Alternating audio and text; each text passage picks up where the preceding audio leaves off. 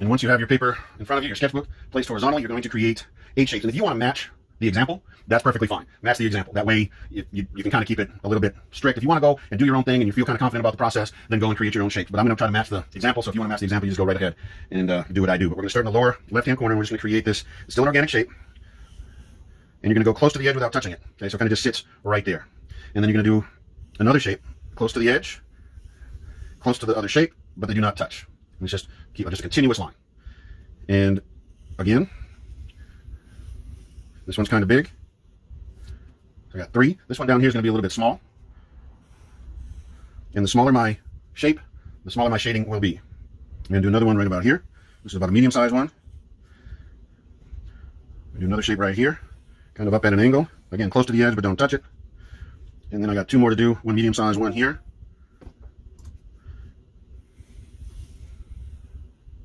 And then another smaller one here. So do not make your shapes too far apart, about a 1/2 inch at the most. Some of those spaces will vary, but that's pretty much where you want to be. All right, so I'm going to give you about a minute to get caught to that point. When you have that section done, we'll start the shade.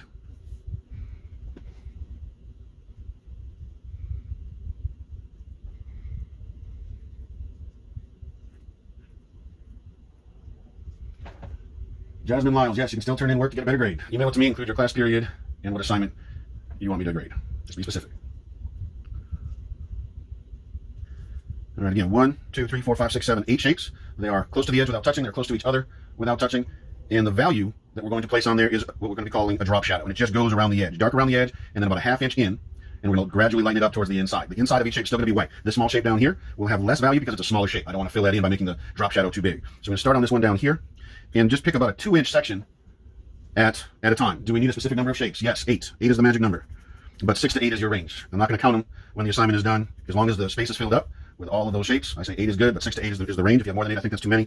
If you have less than 6, I think that's too few. So 2 inches, about a 2-inch gap.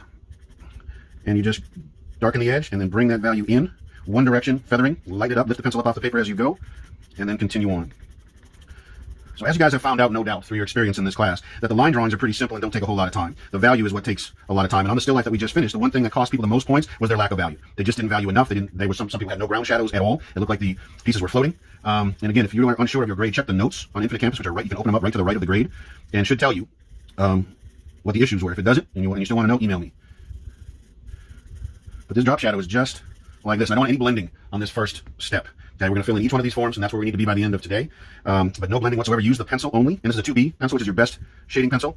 It's the beginning of the soft range of leads. You got 4B and 6B in your pencil kits, no doubt. Those get pretty dark and pretty soft. The 2B is my go-to pencil, the one that I use most often.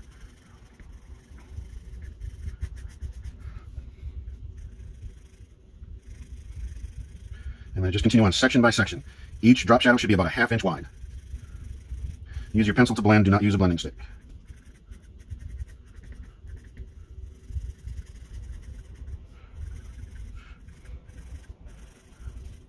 Dark to the outside and then gradually make it lighter to the inside. It should not be just a dark, bold line all the way around. You do not want to outline it. You don't want to make your values too dark towards the inside. Otherwise, it won't be a drop shadow. It'll just be a dark value.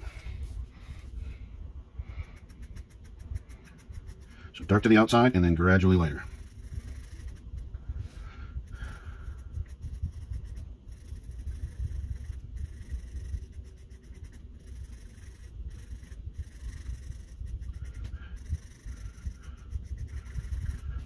Hard edge to the outside, and a hard edge is where the black stops, the dark stops, and the light starts. Soft edge is that interior edge where it just kind of disappears, dissipates. That's considered a soft edge. So you want a hard edge on the outside and a soft edge on the inside. Use your hand shield so you don't mess up the other part of your drawing.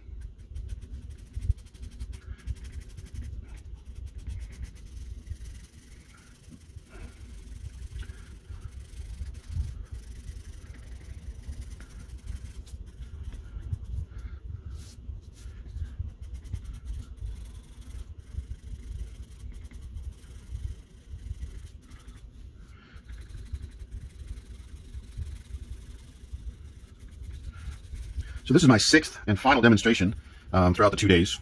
So I've done this assignment 6 times so far, and I've timed it to where I can pretty much do one shape in about 10 minutes. A medium-sized shape takes me about 10 minutes. How do you avoid putting your hands on the paper? By using this other piece of paper. You always have to, wherever you place your hand, you want to make sure that this hand is on that paper.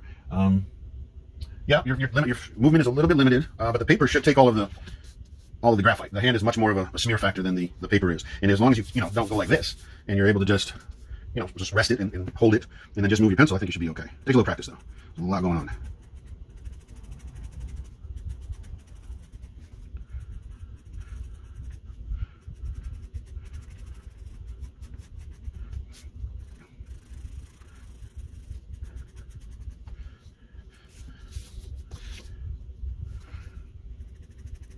So dark on the edge, kind of work your way up the edge a little bit, and then just gradually bring the value up and in about a half an inch.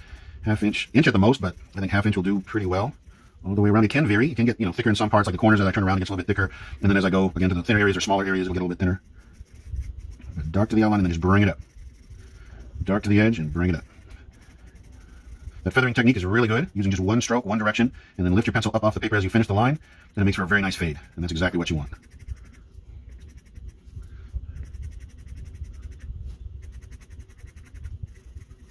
If you go too dark, you can also always lighten it up. Oh, which reminds me, supplies. Sketchbooks, you should have those by now. I will no longer accept any assignments on lined notebook paper. From now on, we're in week 5, we're past the middle of the first quarter, you should have your sketchbooks by now, and any submissions on lined notebook paper will no longer be graded, and they will be marked as missing. So FYI on that. And our next assignment, which is going to be right after this one, in a week and a half, will be in color. So you will need your color set of markers, your black multi-liners, in order to do the next project. I will not accept it in black and white, but I will accept colored pencils. If you only have colored pencils and are not able to, say, afford the markers or whatever, even though they're not that expensive, that's fine. But it does have to be done in color. I will be demonstrating the color marker technique. I will not be demonstrating the color pencil technique. So if you are using colored pencils, you're on your own, basically. And obviously I will draw the line at crayons. Nobody is allowed to use Crayola crayons to do their coloring. That will not work.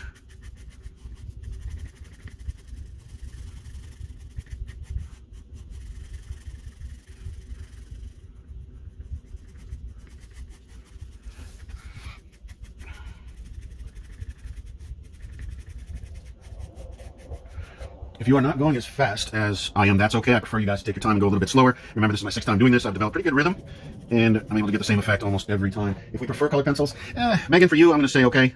Yes, if you want to use colored pencils, that's fine. And just so everybody knows, I had Megan in class last year. I'm aware of her work. Therefore, I'm granting that to her. It's not playing favorites. It's just because I know what she can do.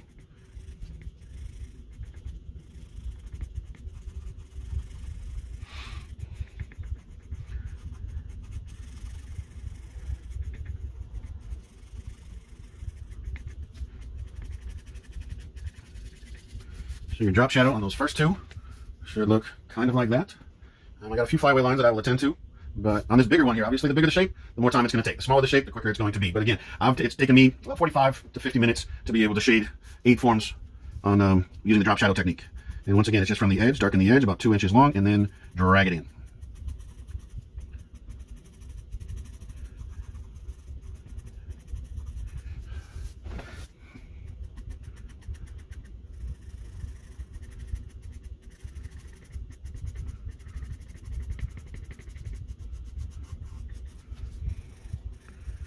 When you get to the light area, if you're not going to use the feathering technique, just lightly glaze the pencil over the top of the paper. Even with the 2B pencil, you should be able to get a really pretty nice value. If you are still heavy-handed and just can't stop but press hard, you can try using a 2H, which is technically a preliminary pencil, but does make for lighter values just because it is a harder lead. But you definitely don't want to press too hard with a 2H because those lines are really hard to get out.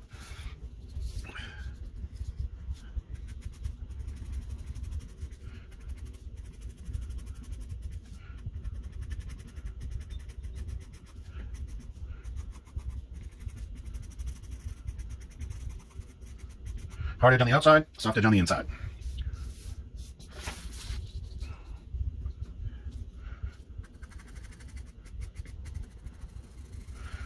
For this much shading in this technique, this drop shadow technique, I allow my pencil to get a little dull. I will sharpen it from time to time, but not all the way, because the duller pencil, pencil that's not as sharp, gives me better values. It just allows me to blend better. Remember, I'm not using a blending stick at all on this first step. We may use a blending stick as we move to the other layers and try to get a darker, smoother value, particularly on the last layer. But right now, it's just a pencil only. And in the traditional classroom, a lot of kids brought their mechanical pencils. And mechanical pencils are horrible for drawing if you don't know how to use them, because all the lines are the same. And they're really hard to blend, and they make it very frustrating.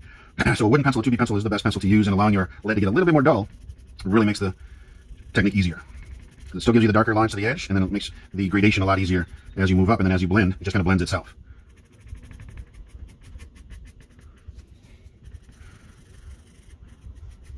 So I'm redefining that outside edge, and then just lightly glazing the top of the paper for my mid-tone and light tone.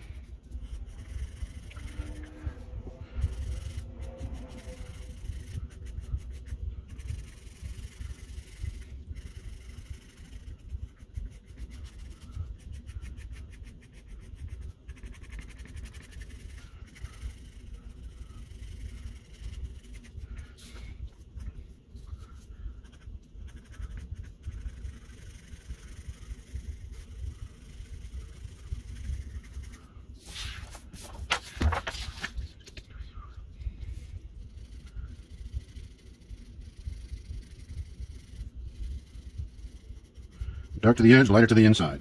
About a 1/2 inch drop shadow all the way around each shape.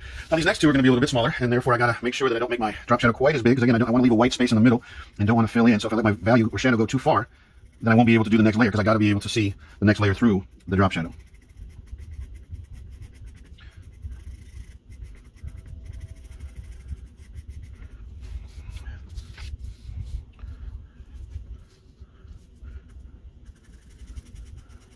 Dark to the outside, lighter to the inside.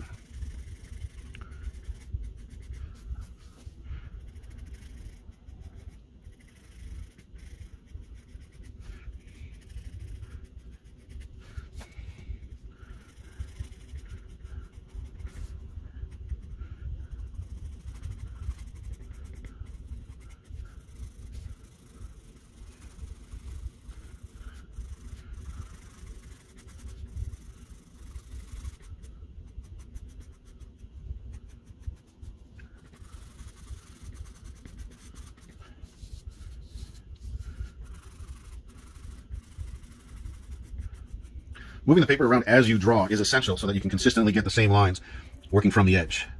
Because pushing the lines away from you is much different than pulling the lines towards you. Again, avoid the strong outline and just work with the value gradually getting lighter towards the center.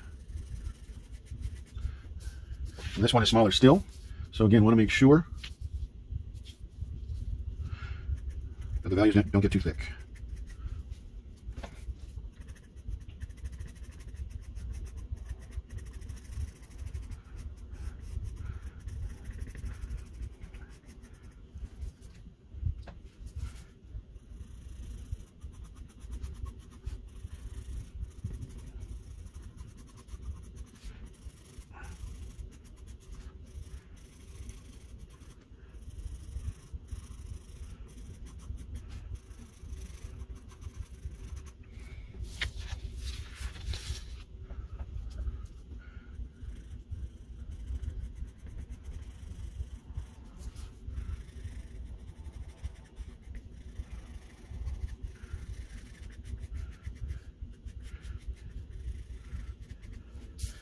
So 5 of the 8 are done. We've got 3 left, but you know, process remains the same.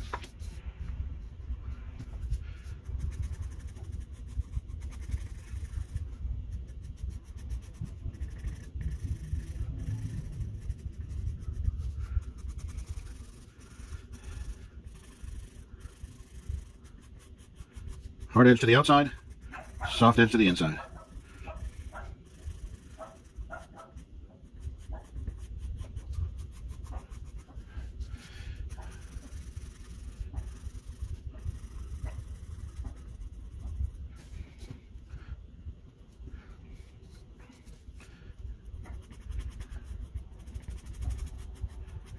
If you go around a curve like this, I would take it shorter. I wouldn't try to take the whole section. Just take a little curve by itself, and your lines will curve just slightly. Remember, hard edge to the outside, soft edge to the inside.